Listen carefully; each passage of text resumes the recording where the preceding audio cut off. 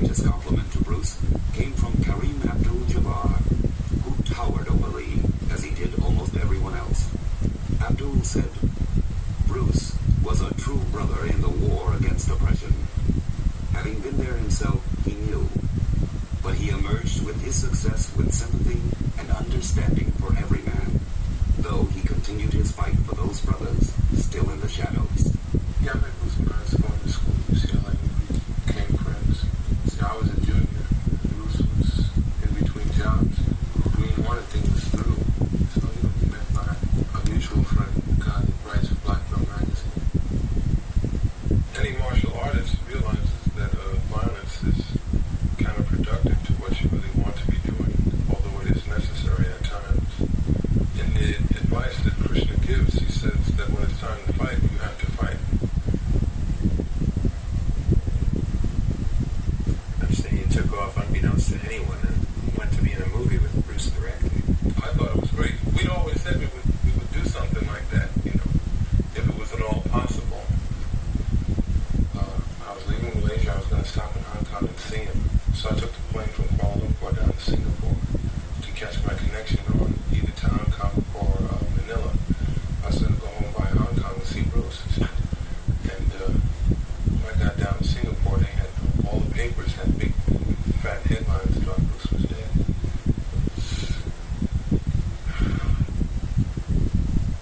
All I know is what I read. I spoke to his wife, and she didn't have too much to say about that. I didn't want to question her about that because everybody else is asking her about that.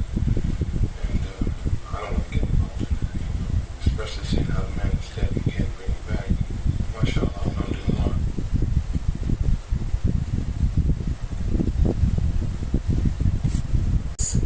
Okay, so I managed to find this rare VHS tape of Joe Louis talking about Bruce Lee and actually performing Bruce Lee's speed punch. The same speed punch that Bruce Lee taught him at the Long Beach tournament in 1967. Okay, this is some rare.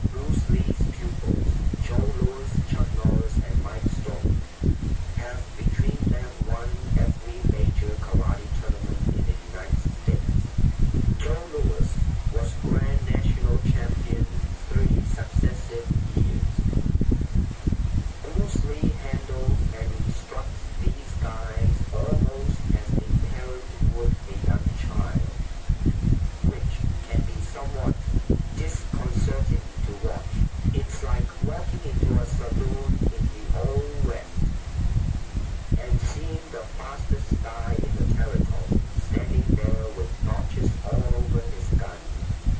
Then in walks a pleasant little fellow who said, "How many times do I have to tell you, you are doing it all wrong?"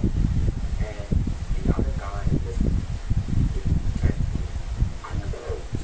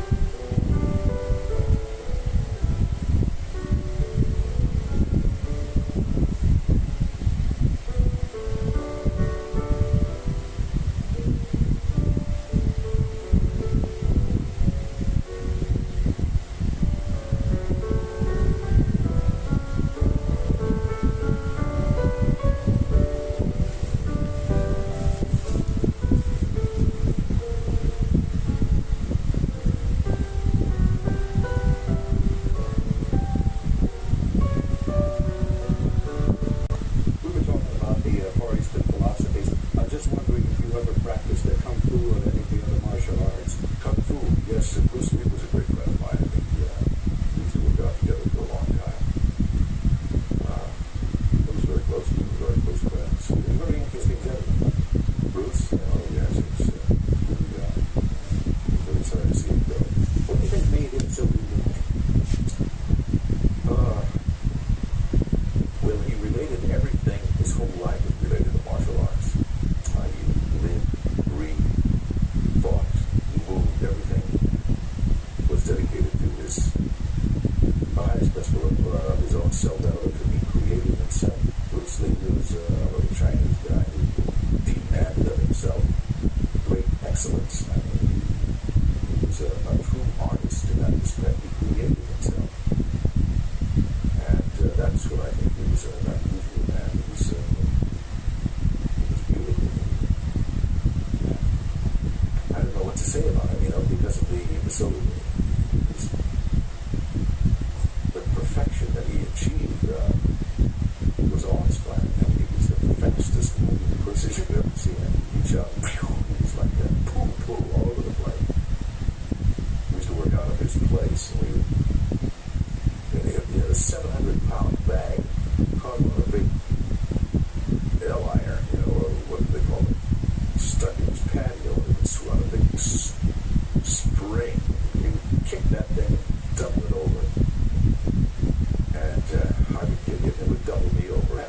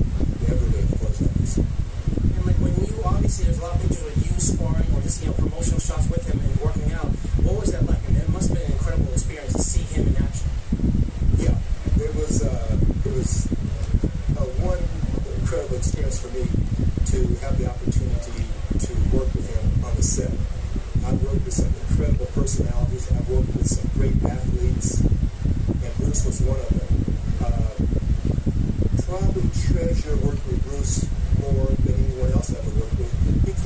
actually were martial artists. And I learned so much from working with Bruce. One thing I regret in my life is that I never had the opportunity to train a long time and spend a lot of time with him, take private lessons with him. But I did have the opportunity to work with him a little bit. And it was Kuno in his system, yes, in his system. And he was checking my style out. As a matter of fact, Bruce saw me throw my backhand. And I've never told you about this before publicly. But when we were working out a little bit together, he said, Jim, who taught you that backhand? You have the fastest jab or backhand or back knuckle strike. Some people call back knuckle, some people call it front hand strike, some people can call it a jab. But Bruce, I've never seen anyone throw the back knuckle or the front fist as fast as you. Who taught you that? And I said, actually, Gordon Sola from Okinawa Tay. And I found out later, Bruce used to take private lessons from Gordon Sola from Okinawa Tay. And I didn't know this. So in one sense, Bruce was like, he knew how many people could teach you to throw that backhand or back fist that fast. So he had an idea. Must be somebody like Gordon Sola.